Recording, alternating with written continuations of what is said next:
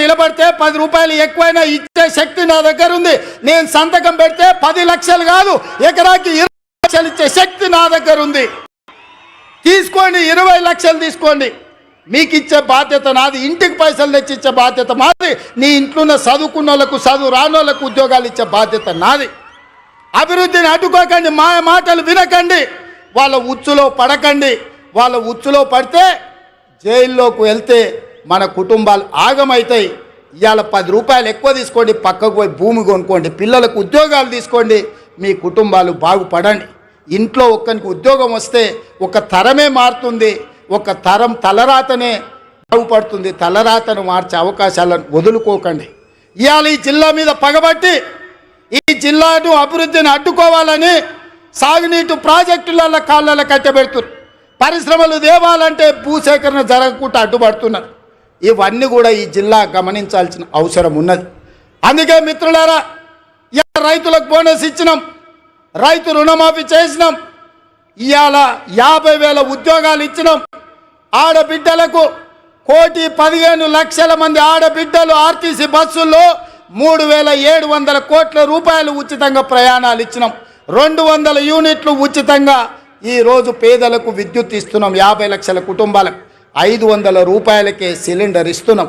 పాఠశాలలలో mess ఛార్జీలు, cosmetic ఛార్జీలు 40% పెంచినాం.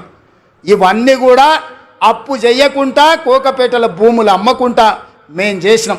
ఇవే కాదు, సంవత్సరం మొత్తం 72 లక్షల కుటుంబాలకు, రైతు కుటుంబాలకు 54,000 కోట్ల రూపాయలు ఖర్చు పెడితే ఒక్క కల్వకుంట్ల చంద్రశేఖరరావు చేసిన 7 లక్షల కోట్ల రూపాయల అప్పుకు ఇప్పటి వరకు మా బట్టి విక్రమార్క గారు 60,000 కోట్ల రూపాయల మిత్తి కట్టిండు. మిత్రులారా, మన నెత్తి మీద గుదిబండ పెడితే ఆ గుదిబండకు 60,000 కోట్ల రూపాయలు అప్పు కట్టిండు. ఇవాళ 7 లక్షల కోట్ల రూపాయలు చంద్రశేఖరరావు అప్పు చేయకపోతే 60,000 కోట్ల రూపాయలు రైతులు వంచితే ఇవాళ అన్ని కష్టాలు తీరుతుండే కదా.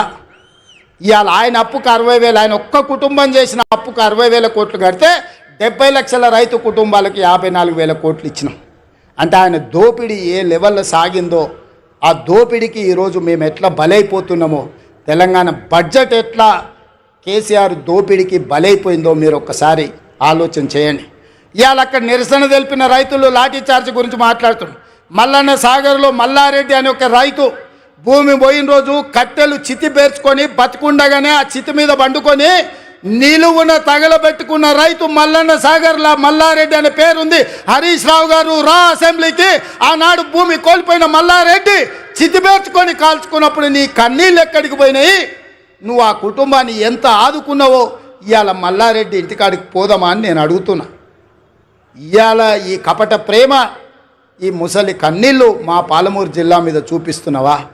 నేను ఇక్కడ పుట్టినోని, రేపు పోతే ఈ మట్టిలో కలిసేటోని. నాకు ఈ దుఃఖం తెలియదా? ఈ బాధ తెలియదా? ఇది అభివృద్ధి చేసే తెలియదా? ఇవాళ ఇక్కడున్న భూమి నేను ఎవరికో పంచిపెడితే చరిత్ర నన్ను క్షమిస్తుందా? ఒకవేళ నేను ముఖ్యమంత్రి నుండి కూడా నా జిల్లాకు ఏమీ చేసుకోకపోతే, ఈ జిల్లాను అభివృద్ధి పదం వైపు నడిపించే పరిశ్రమలు తేకపోతే, ఈ జిల్లాకు నీళ్ళు ఇవ్వకపోతే, నిధులు ఇవ్వకపోతే చరిత్ర నన్ను క్షమిస్తుందా? చరిత్రలో క్షమించరాని నేరం నా చేత చేయించాలని వాళ్ళు కుట్రలు చేస్తున్నారు. ఇట్లాంటి కుట్రలు కుతారా ఎవరు అడ్డం వచ్చినా తొక్కుకుంటా పాలమూరు జిల్లాకు నిధులు తెస్తా, నీళ్లు పారిస్తా, కొడంగల్లో పారిశ్రామిక వాడ ఏర్పాటు చేస్తా, 25,000 మందికి ఉద్యోగాలు ఇప్పిస్తుంది. నా బాధ్యత, నా జిమ్మెదారి అని నేను చెప్పదలుచుకున్నా. నా జవాబుదారీ, నా జిమ్మెదారి నాకు తెలుసు. నేను ఎవరికి భయపడేటోని కాదు. ఎవరికి భయపడితే ఇంత దూరం నేను రాను. నేను పుట్టింది పెరిగింది నల్లమల్ల అడవుల్లో బిడ్డ. మేము పులులను చూసినాం, అడవిలో ఉండే మృగాలను చూసినాం, తొడేళ్లను చూసినాం. అన్నిటిని ఎదుర్కొని ఇంత దూరం వచ్చిన మానవ మృగాలు మీరెంత నాకు కాలి గోటితో సమానమని నేను చెప్పదలుచుకున్నాను. ఇవాళ గౌరవంగా మర్యాదగా పరిపాలన చెయ్యాలి, ప్రభుత్వాన్ని నడపాలి, రైతులు ఆదుకోవాలి, విద్యార్థులకు ఉద్యోగాలు ఇవ్వాలి, మహిళలు ఆత్మగౌరవంతో ఉండాలి అని మా ప్రభుత్వం పనిచేస్తుంది. అందుకే ఇవాళ ఈ ప్రభుత్వం రైతు పండుగ ఈరోజు ప్రతి ఒక్కరి మధ్యలో కూర్చొని ధైర్యంగా ఇవాళ మీ దగ్గరకు వచ్చిన. ఎందుకంటే చేసిన కాబట్టి నేను వచ్చిన. చేసింది చెప్పుకోవడంలో మేము కాస్త వెనకబడ్డామని మా బట్టి గారు అంటుంటారు. నిజమే, పనిలో పడి చెప్పుకునేదే మర్చిపోయినాం. ఏంటంటే మనకు ఆడంబరాలు ముందు నుంచి తెలియదు. మనకు పనిచేసుడు తప్ప పాలమూరు వాళ్ళకి ఏమన్నా తెలుసా? రోజుకి 8 గంటలు 10 గంటలు 12 గంటలు 7